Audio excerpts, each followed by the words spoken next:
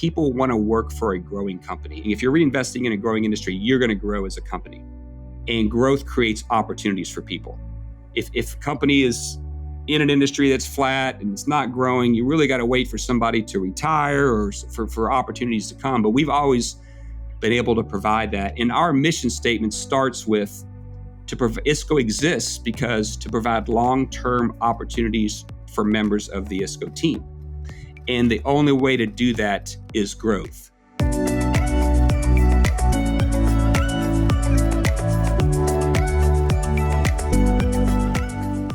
You know that old saying, a rising tide lifts all boats? Well, this week, we're talking about what it takes to raise that tide. Welcome to How Leaders Lead. I'm David Novak, and every week I have conversations with the very best leaders in the world to help you become the best leader you can be. Today, I'm sitting down with my good friend, Jimmy Kirchdorfer, the chairman and CEO of ISCO Industries. I got to tell you, I love the ISCO story. They started out as a small golf irrigation supplier, but they dreamed bigger, and they expanded into HDPE pipes for sewers and water lines and all kinds of infrastructure projects. And it's turned out to be a huge global market. Today, they're approaching the $1 billion mark in revenue and even sponsoring a PGA Tour event, the ISCO Championship, which tees off next weekend right here in Louisville, Kentucky. But all this growth isn't just for its own sake. For Jimmy, growth is how you create opportunities for your people. Opening up pathways for others to succeed is one of the most fulfilling parts of leadership, and it's absolutely essential if you want to build something that lasts. This episode shows you how to get it done. Plus, Jimmy was at the jail the morning Scottie Scheffler got arrested at the PGA Championship last year. Now, I didn't say he was in jail. I said he was at the jail. And you got to hear the story from his perspective. So here's my conversation with my good friend and soon to be yours, Jimmy Kirchdorfer.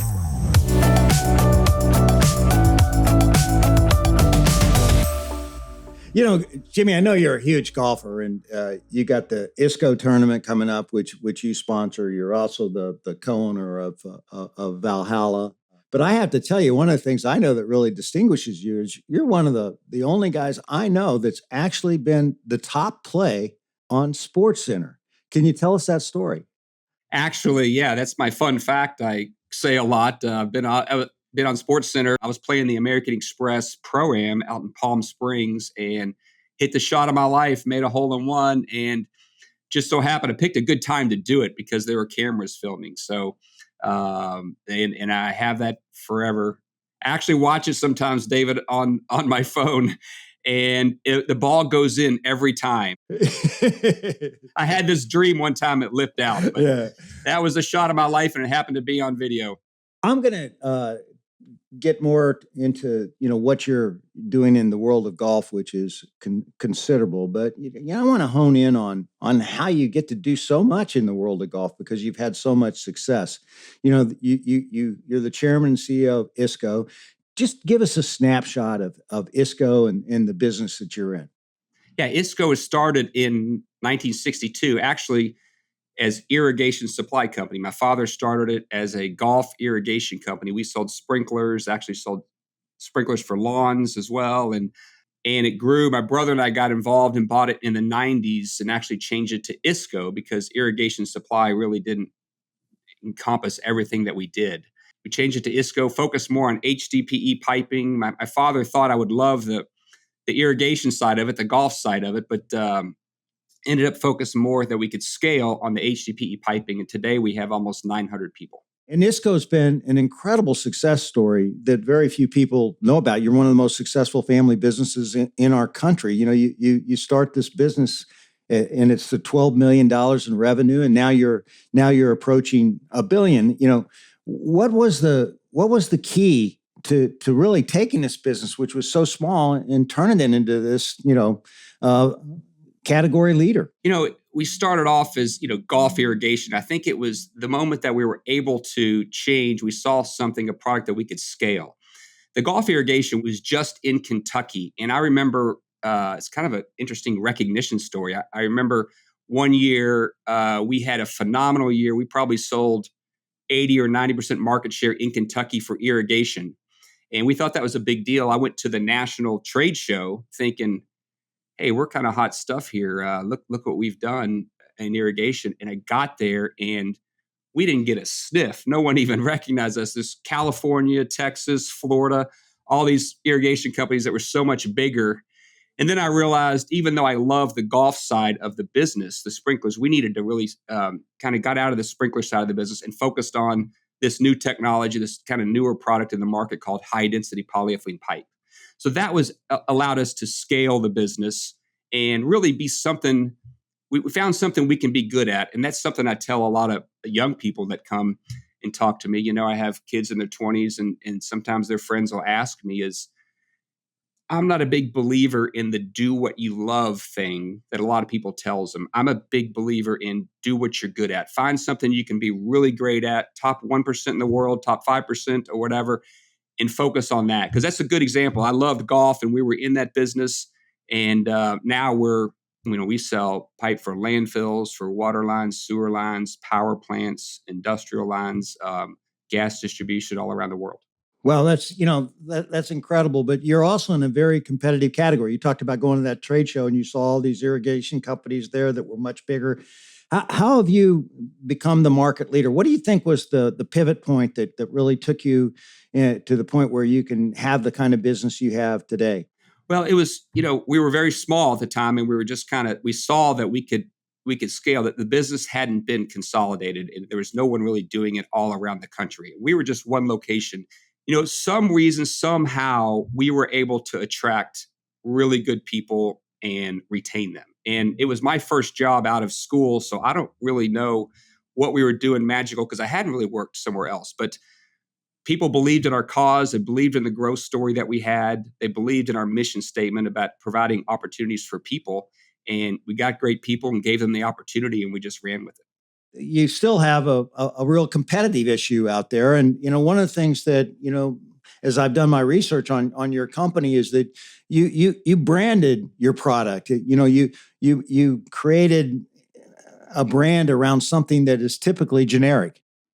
Yeah. Back in the day, we were just a distributor, which means like we would take the brand of the manufactured product and pretty much just put our sticker on it. We take all their literature. This is before the website. So in all their brochures and put our little sticker on it and hand it out and promote their product. Well, we realized that at ISCO, we can have a complete solution instead of just having a bunch of different product lines made by different manufacturers. We can really brand the ISCO solution, which is encompassing all different types of products. And we became a manufacturer as well on the fitting side. So we would distribute the pipe, manufacture a lot of the value added products and provide a complete solution branded under ISCO. And now you have this great success story, but we all know that there's bumpy roads along the way. I mean, did you have a point where you really wondered if you were ever going to be able to pull this off and build a business like you've done today? At the time, we just kind of put our head down. In fact, we had kind of set a goal of. I remember back in the 90s, I got in front of everybody and said, "Hey, we can be $100 million company." And we may have had 15 or 18 people, and the looks on their faces was so amazing. They're like, there's no way you could think that big. And I said, here's how. I said, here's the vision, but also here's how. We're going to have multiple locations around the U.S., which was something different. We were just in Louisville, Kentucky.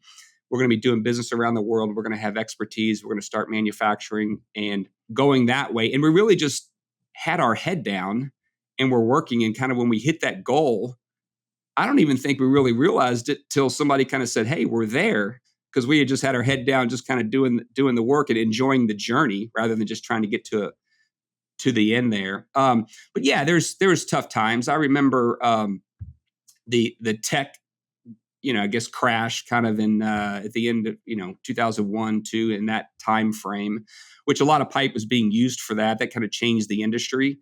They were kind of piping the internet at the time, and that changed. But really, 2008, 2009 financial crisis kind of had a price of pipe fell. We had a lot of inventory and we had so much success. That was our first real adversity that we had to that we had to go through. But at the end of the day, as we got through that, I'm like, that made us such a stronger company, because it's not all roses. At the time, we were just thinking we were invincible. Then having to have some adversity actually made us stronger. So, when things go south, and it's not all roses, what do you do as a leader to get through those periods?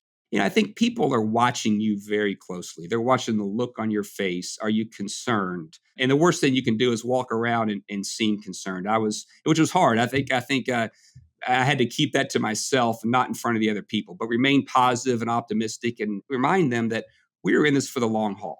We might have a tough year. We may have dinner and not dessert this year, but because we've been eating dessert every year and having a lot of success. But they're going to look at your face and really study to see how concerned you are, because that's, this is their livelihood and they want to know how secure their job is. So that's what I tried to maintain, a positive outlook, and we got through it, and started another big growth sport. You're a vision guy, you dream big, but earlier you really attributed your people as the key to your success. And one of the things I know you and I are is we're kindred spirits on recognition. How do you use recognition in your company to drive results? Yeah, I'm a huge believer in that. And I think, I've gone in times in my life where you have received recognition and how great that feels. And I tell you one story that I love, that back when I was putting that vision together and explaining to people at one location how we can have multiple locations throughout. And we were pretty much a mom and pop. I mean, I would see everybody, the job they did. You're able to go fist pump them and say thank you. And, you knew everybody. But I'm like, there's going to be a time when we have people throughout that we're not going to see the great work that they're doing. And how can we recognize someone? It's easy to recognize them when you're right there with them face to face, but how are we going to recognize people at different locations? So we came up with this award, David, that I'm really proud of. It's called the Starfish Flinger Award. And we've been giving this out since 1997. And it's that parable I'm sure you've heard where a young boy on the beach and sees all these starfish that have washed up onto the beach, picking them up, flinging them out into the ocean. And with that, a man comes up and sees the young boy and says, son, what are you doing here? Why are you doing this? And the boy says, well, you see, sir, these starfish have washed up and the sun's out. They're going to dry out. They're not going to make it. They're going to die. I need to get them back out into the water. So the man says, son, look down this side of the beach and look down this side of the beach. There are starfish as far as you can possibly see. Now, how in the world do you think you can make a difference? So with that, the boy picked up the starfish, picked up another one, took a good look at it, flung it out into the water, and said, well, sir, I guess I made a difference to that one. And I was so worried that we were going to grow and get big, and all of a sudden you have thousands of customers and all these people, and people were thinking, that's just one customer we messed up on. That's one load of pipe we didn't do correctly. It's no big deal. I can't make a difference. So we started giving that award, recognizing it. It's a big award, and now we have a nameplate with going back since 1997 that we give out every year. We have multiple awards like that are that we do. And it's fun. I said that the best recognition thing we do that I love, and I started this maybe about 10 years ago, is we started the ISCO Hall of Fame. We've been around a while, and once I think your company's kind of been around 50 years or so, you can really do this, is we bring back somebody that has retired from the company. They have to have left the company, and we honor them. We may do a black tie ceremony or whatever. We bring them back, and we have a Hall of Fame ceremony, and we honor the work that they did. And we put them up. We actually have a Hall of Fame conference room with several pictures on the wall and kind of enshrine them. And those are the people that really dedicated their career and made us what we are. So that's a form of recognition that's a lot of fun, and to see the looks on their faces and the pride that they have that, they're part of something that's going to continue to go on. So, one of the things that I really admire about you is how you share success with others. And obviously, when you started this business, it was a family business, and it was you and your brother Mark, and you teamed up, and you always give him so much credit for where the company is today. How did you guys delineate who was going to do what? David, if there is a perfect partnership, this is it. I mean, Mark is 4 years younger than me. We have a great relationship, and I think maybe that's important because we never really competed. him being 4 years younger. He maybe was competing with me, but I never saw him as a threat. But we have a great brother relationship, and we were just wired differently. I mean, Mark he's a great operator. He has an engineering degree. And I think I would go out there to customers and make promises, and he would make it happen and make me look good. But the great thing is none of us can benefit without the other one benefiting. I mean, we are 50-50 partners in really everything we do. And I tell our staff, which is important, if you tell Mark something, I'm never going to come to you and say, why didn't you tell me about that? It's my job with Mark for us to communicate. And likewise, if you tell me something, it's my job to communicate with Mark. You don't have to worry about telling two people about something good or bad, because we talk every day and we share all that. Hey everyone, it's Kula from How Leaders Lead. And if you've watched our podcast for any number of episodes, you probably know that a common theme from all of the great leaders we interview is that they are active learners. They have this commitment to continuing to learn and grow so that they don't stay stagnant and so that they continue to see success in their leadership and in their life. This theme of active learning is so important, and it's what David's latest book, How Leaders Learn, is all about. It's all about helping you develop that skill of active learning so that you too can continue to see success in your leadership and in your life. The book is really entertaining. It pulls stories from some of our greatest podcast guests and pairs those stories with insights that you can incorporate into your leadership and into your life right away. Grab How Leaders Learn on Amazon or wherever books are sold. And I think you're really going to love it. You feel David's personality through the pages and through his storytelling. And it's a really powerful way to level up your leadership. One thing that I know about you is, though, you like to make money, and you're big time into margins, and you were big time into margins, when you were a kid. Tell us that story about how you put Mark to work and who made what. Yeah, I had a very entrepreneurial spirit as a kid, and I realized, hey, I had to, as a chore, I had to cut my lawn, right? My dad bought a lawnmower, and my job was to do that once I got old enough. But then Mark would always kind of watch, and he's kind of intrigued with machinery and so forth. But I started to go and try to scale this little business, and I go around the neighborhood and for $5 or whatever, cut lawns. And then I realized, boy, Mark's just itching to get out there and help. And I think for $1 a day, I mean, he would work so hard. I'm glad there were no child labor laws I had to deal with, but he would just being part of it, and I scaled it, and then Mark would go cut the grass, and we became partners there. And then actually, when I got older, he took over the grass cutting business and did well on him for himself. But so, what'd you charge per lawn, and how much did he make, and how much did you make?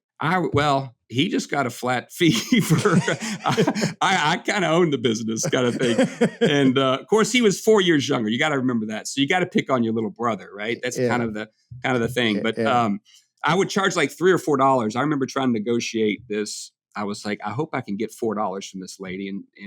And I actually said, she said, how much would it cost? And I said $3 or $4 for some reason. Well, obviously she picked $3, and I learned I wasn't a very good negotiator at that age. Your dad started this business. What was the biggest leadership lesson you learned from your father? Well, my dad was a contractor by trade. So he said, I like to take 10 or 12 people and do a project in a small group. And I saw how he valued the people he had. He was always talk about, hey, all we are is people. And, you think about in the contracting side, it's a people side. And then as we got going in ISCO and started supplying some of the products for the golf. So I learned from him how important it was to take care of people and to find the right people. Yeah. And, speaking of people, another one in your family, I've been privileged to get to know your son, Jay, who played golf at the University in Kentucky and also at Rice and got his MBA there. And he just entered the family business. And he unquestionably is one of the most impressive young leaders I've met. I remember him just probing me about leadership and wanting to learn everything he could about culture and the importance of that. What kind of advice do you give Jay now as he enters the business? Because he's a little bit older than what you were when you and Mark started the business, but he's obviously going to play a huge role in the future. How do you bring him into the business, and what do you tell him?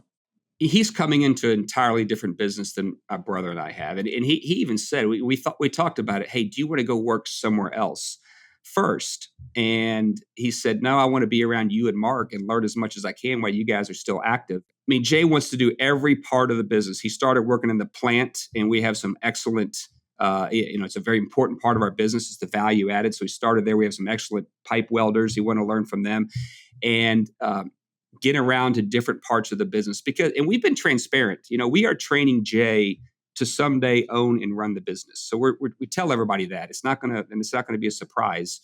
He's the first in a lot of times in the morning. He is a big golfer, and he's conscious about going out and playing golf. He gets asked in so many customer outings and vendor outings, and other people want him to play. He said, hey, I can't be the golf guy. I gotta come in here and work just as hard as everybody else. But it's great to see, and I appreciate you saying that, David. And how great is it for him to have a mentor like you in starting off at age 25 in business is fantastic. So I think he's been humble, and golf teaches a lot of those things, right? You can think you're a hot shot and you have it one day, and then all of a sudden you have a lot of adversity. So I think that's positioned him well. Yeah, well, that's great. And so now you have this really big business approaching $1 billion.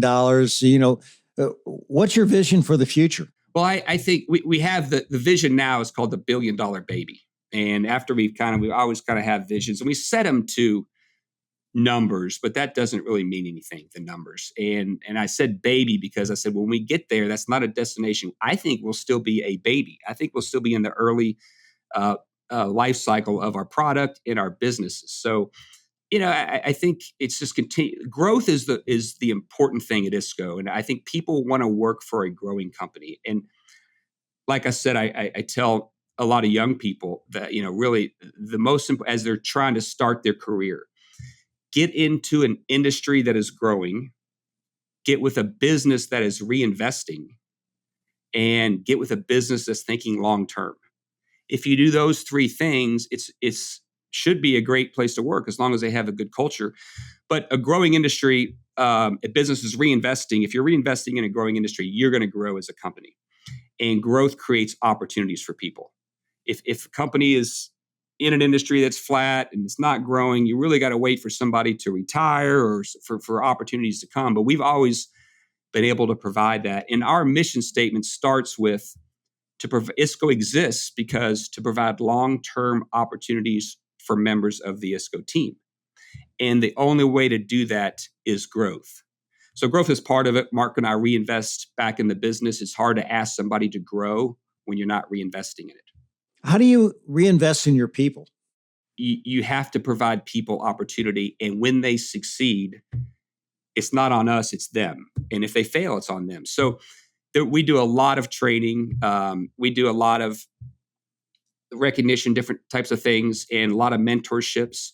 And sometimes people get thrown into jobs. We're growing fast, and maybe they don't have all the chops yet, but we really need people. We do a lot of promoting from within. We haven't had as much success in bringing people from the outside into high levels in our company. It's been better as we bring them into our culture and grow with them. But I think they see other people grow, and we've had a lot of success recruiting kind of the 20-somethings nowadays, because I'm 56 and you hire a lot of people your age. So I hired people my age as we've grown, and now we're looking around saying, hey, we might fall off a cliff here with a lot of people aging out. Let's go find the 20-somethings, and we've done a great job recruiting them. 900 people now. You don't have a 1,000% batting average. And you have to make tough calls every now on who's in and who's out.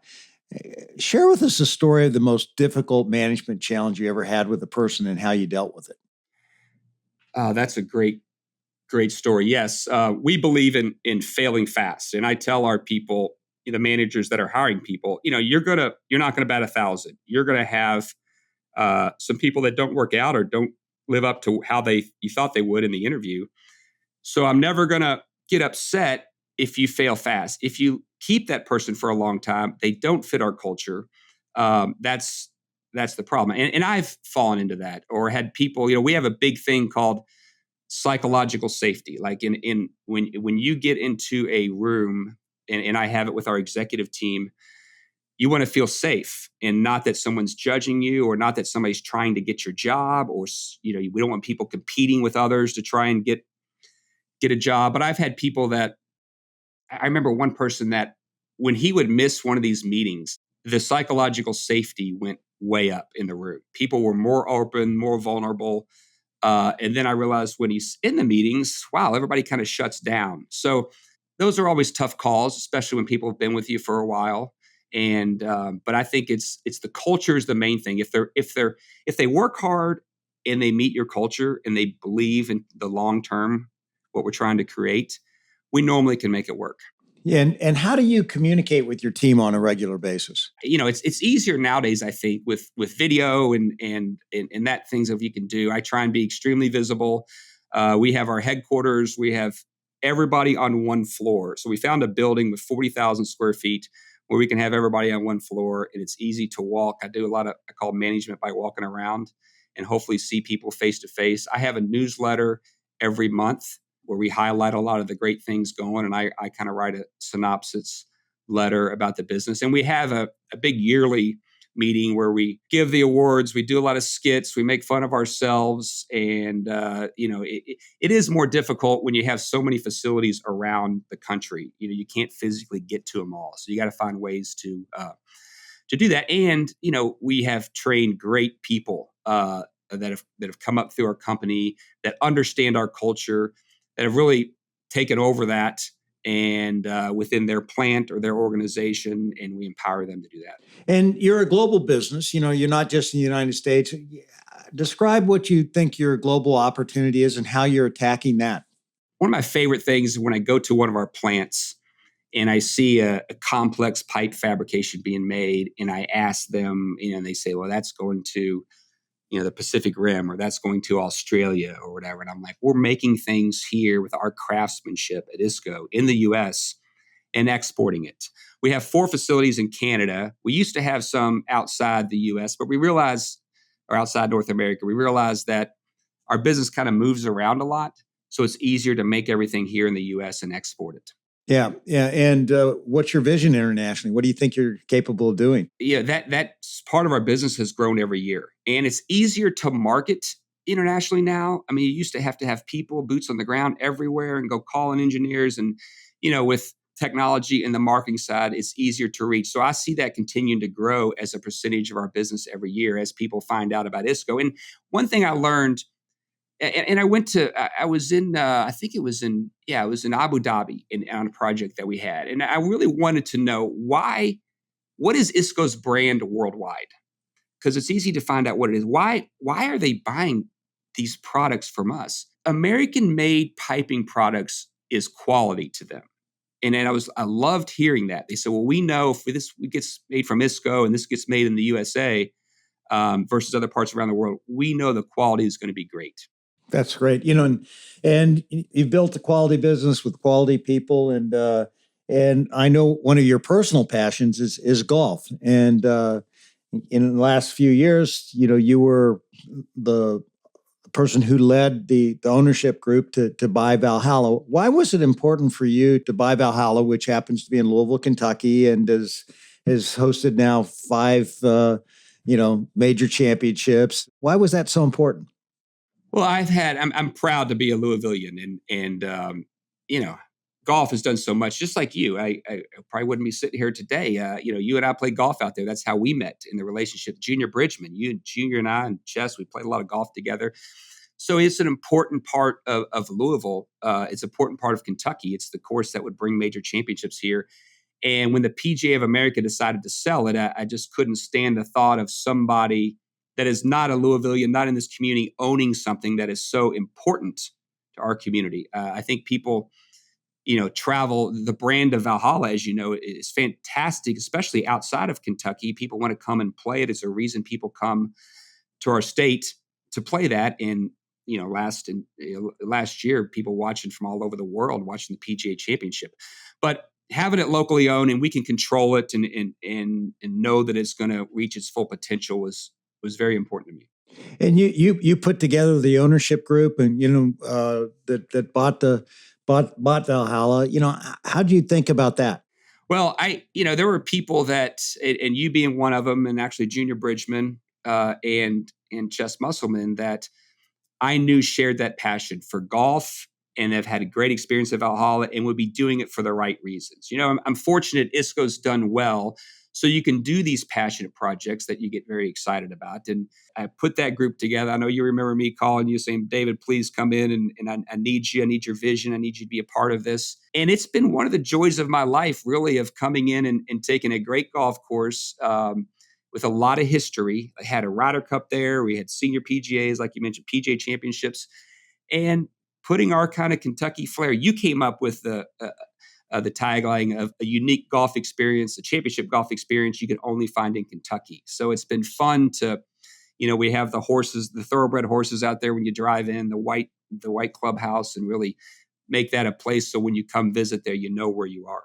Yeah. And, it's been fun for all of us. And it's been fun to watch you lead the process and making Valhalla a better golf club. And now here we are, we're on the eve of the ISCO tournament in Louisville, Kentucky, which is being hosted at Hurstbourne Country Club.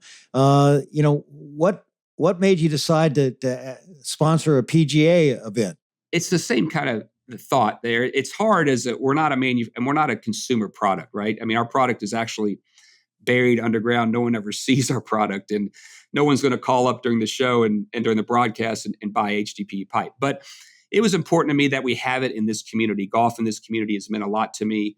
I grew up at one of the public golf courses here that I could walk to from home, and helped me grow as a person. So I'm like, we need to continue to have professional golf in Louisville, or in Kentucky. So by becoming the title sponsor, I could control that. And when I was a kid, I was just infatuated with golf, and I really wanted to go to a PGA Tour event. And my dad had to take me 3.5 hours away to Columbus, Ohio, to the Memorial, because that was the closest PGA Tour event. And now I'm excited that kids or whoever around Louisville can come out and see golf at the PGA Tour level. We'll be back with the rest of my conversation with Jimmy Kirchdorfer in just a moment. One of Jimmy's strengths as a leader is his ability to think long-term. That's also true for David Solomon, the chairman and CEO of Goldman Sachs. For him, it's vital to make long-term investments in your business.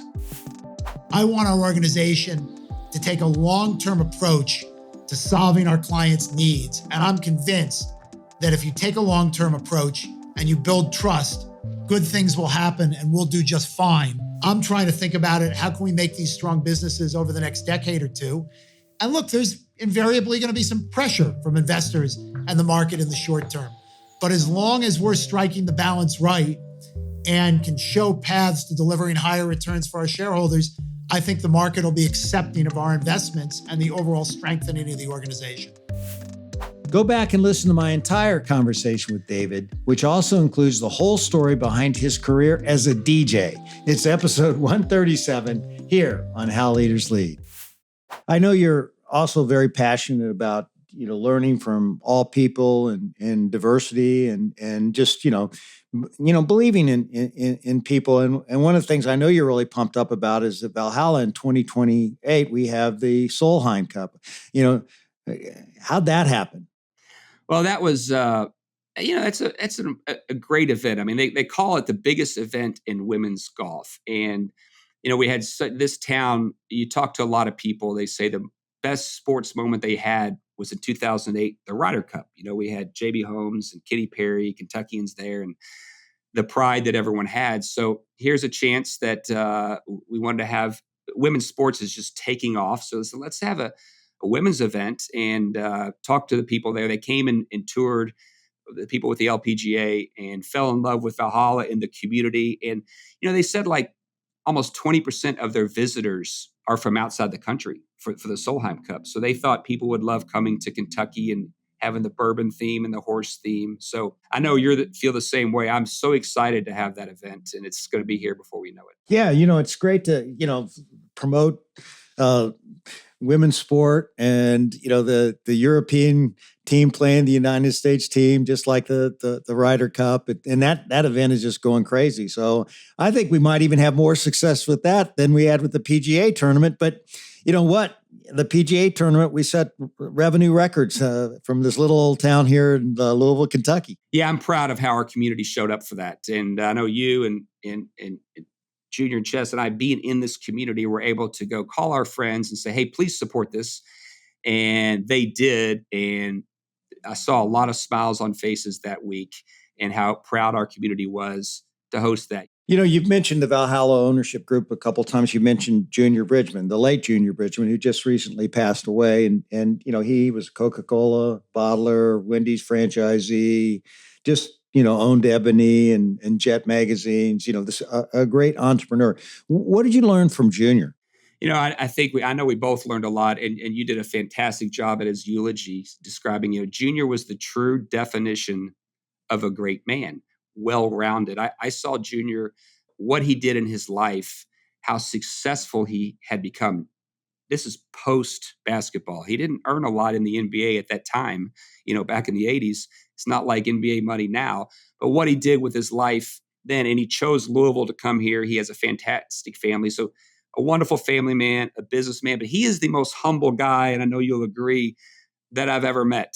And we miss him dearly. And I'm so glad. I mean, we were friends, but when you get to be a partner with somebody on a passion project like Valhalla, I am so glad I had that opportunity to do that with him and really get to know him even better. And I actually have a picture of him in my office I look at every day, and a very inspiring person on what he accomplished in his life. Yeah, you know, it was, you know, at his service, in his casket, he wore a Valhalla pin, you know, which I felt was very touching to all of us. Yeah, David, I mean, I actually lost it. My wife was with me, and we had that tragic news. Junior passed away doing service. He was at a Boy Scout luncheon, which I know you spoke at before, at their fundraiser. Never made it off the stage. It was so sad. But walked up to his casket, and on his lapel, he had a Valhalla pin. And, you know, it wasn't a Milwaukee Bucks pin. It wasn't a University of Louisville pin. It was Valhalla. And I just lost it. And talking to his family, they said he loved that place. He was so proud of what you all have done that we chose that as fitting to put on his lapel in his casket. And I really broke down that we were able to give him that joy in the last couple years of his life to see the transformation of Valhalla. Yeah, and he certainly was proud to be a part of what we've done, and we do miss him for sure. And moving on to a more, you know, happy note, you are this big time golfer. What's the best score you've had in the last year, and where'd you do it? Oh gosh, it hadn't been as good in the last year as it was back in the days. I remember I had a 66 in the club championship at Big Spring once. The great thing about golf is there's always hope. My best golf days are ahead of me, David. And the minute you lose that hope, you know, you always, the game always gives you something during a round. You think, I think I'm close. I'm getting closer. That's fantastic. You know, and this has been so much fun. And I want to have a little bit more, Jimmy, with my lightning round questions. Are you ready for this? I am ready. Okay. The 3 words that best describe you: transparent, passionate, and collaborative. If you could be one person for a day beside yourself, who would it be? I'd probably say maybe Scottie Scheffler or Rory McIlroy. I'm such a golfer, to be able to hit a golf ball like they could for a day would be great. What's your biggest pet peeve? Procrastination. As a golf lover, who's in your dream foursome, and what course would you play?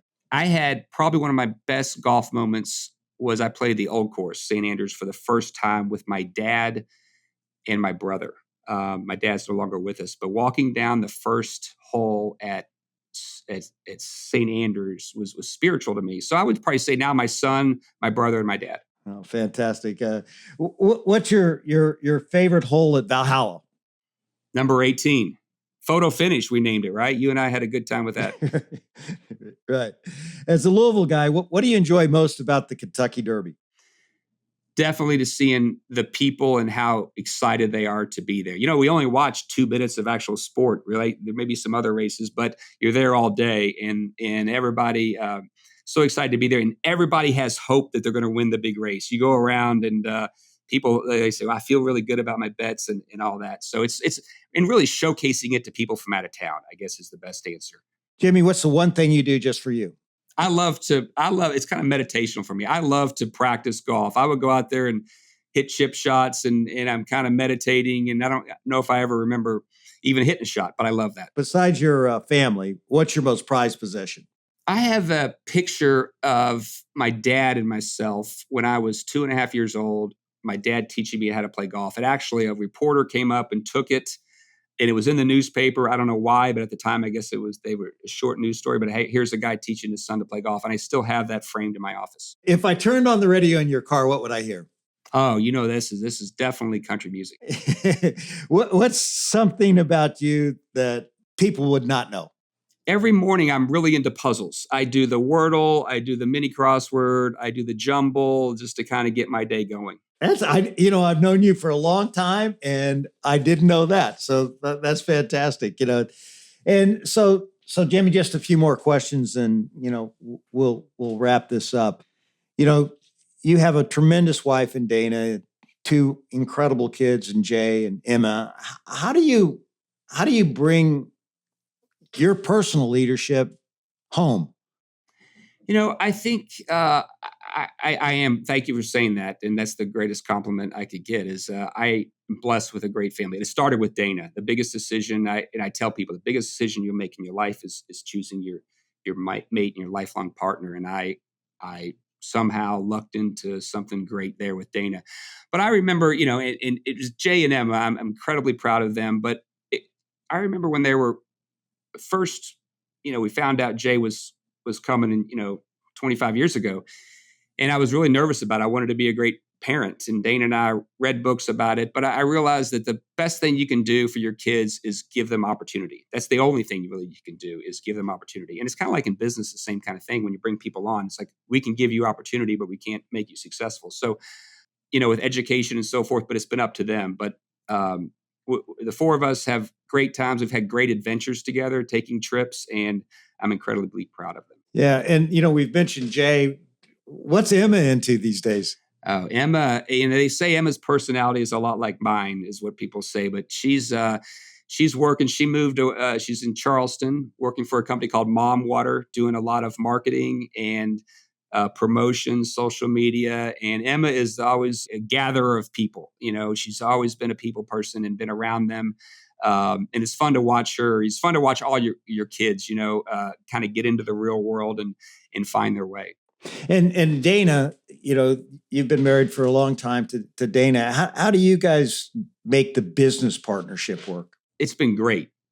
She has let me she knows that I come home and my brain is still spinning with business. And she's been incredibly enabling. I traveled a lot when our kids were very young. I mean, I was, we were growing our business and I was gone a lot. And she was super with that, with taking care of our kids kind of when I was kind of gone a lot. So it's just been, it's a partnership, and she has things she's stronger at than I am. And it works great together. And, you are a big relationship guy. What do you think makes a great relationship? I think the most important thing, and even when is the horizon, the long-term thinking. And I look for people, even when we were hiring people, like if the horizons are, you're both thinking long-term, you can get through any short-term problems. If somebody's looking for a quick win and the other person's thinking long-term, a relationship won't last long. So I think it's being a good listener to people, asking a lot of questions, being inquisitive, learning about them. People are why they are because of a lot of times their upbringing, their childhood, and ask a lot of questions about that. And you have a lot of vision, but you're a sales guy. You love to sell. Okay, what do you think is key to selling? I think it's listening. I struggle with that sometimes. I like to talk, and I get in sales mode, and I want to go. And at the end of the day, I'm like, did I really listen to what they're really wanting? Asking a lot of questions, letting them talk more, and then coming up with a solution and finding a win-win, any relationship to last a long time. And we're in the relationship business, right? People put in pipe and they're contractors. So that's their job. So they're going to go from one project to the next. But for anything to last long, you got to have the horizons match up. Are they a long-term thinker, and am I a long-term thinker? And that way you can get through any rough times. I'd be crazy if I didn't ask you this question, but I got to ask it. It's like when we had the PGA Championship at Valhalla, Scottie Scheffler got arrested, and you're the guy that basically bailed him out of jail. I mean, give us the cliff notes of that story. That was, you think you prepare for everything, David. We worked 2 years to prepare for a PGA. And then, we actually thought Scottie might not play before because he and Meredith were expecting their first child. And he made it clear, hey, if she's in labor, I'm not coming. So we're thinking that would be the number one golfer not coming would be tough. And then he's coming. And then I wake up Friday morning, as you did, and you hear Scottie Scheffler is being taken to jail, which those two things don't really register. The word Scottie Scheffler, from what I knew about him, and jail, going in the same sentence, but gotten that and just went into full crisis mode. Like, what would this tournament be if we didn't have him, if he didn't make his tee time? So went down, made a lot of phone calls. Hopefully common sense would prevail, and we were able to get him out. And I learned a lot of that day from the standpoint of him. He was amazing. He never, when I first saw him after we got him out of jail, I didn't know if he was going to say, take me to the airport, I'm leaving, or, I need to get out of this town, which would have been devastating to our event. He was such an overwhelming fan favorite. But he never claimed victimhood. He actually apologized to me saying, I'm sorry if I did anything wrong. I was just doing what I was told. And he told me how nice the people in the jail were to him. He's like, these people, and I didn't know what to expect because he had every right to kind of be angry. And then I said, Scottie, hopefully you're going to play today. And he said, well, what's my tee time? And I told him, he says, yeah, I think I'll give it a go. So his calmness, his graciousness in a time, character really shows in a time of adversity like that. And I learned a lot from him, actually. Yeah. Well, I'm glad you're an early riser because, what happened to me is that I stayed out a little late the night before, and I always get up at like 6 o'clock, but I slept in.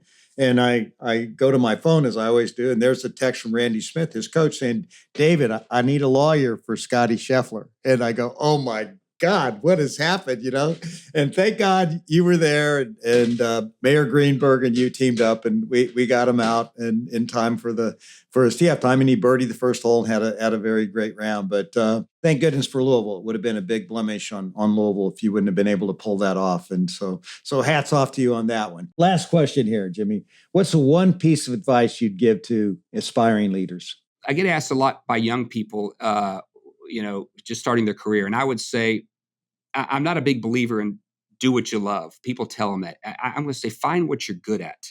Find something you can be the best 1% or 5%, something you can be good at in life.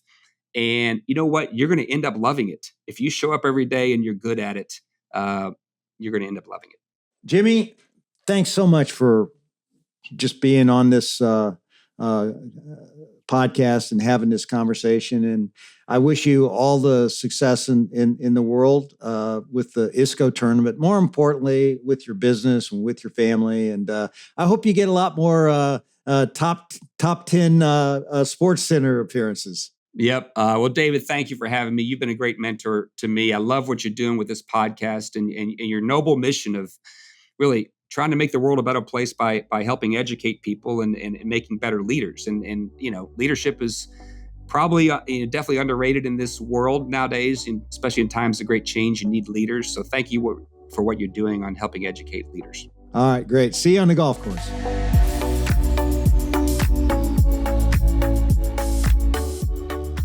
I love how Jimmy thinks about growth. It isn't just a goal, it's a responsibility. It's not just about making money, it's about making sure your people can grow.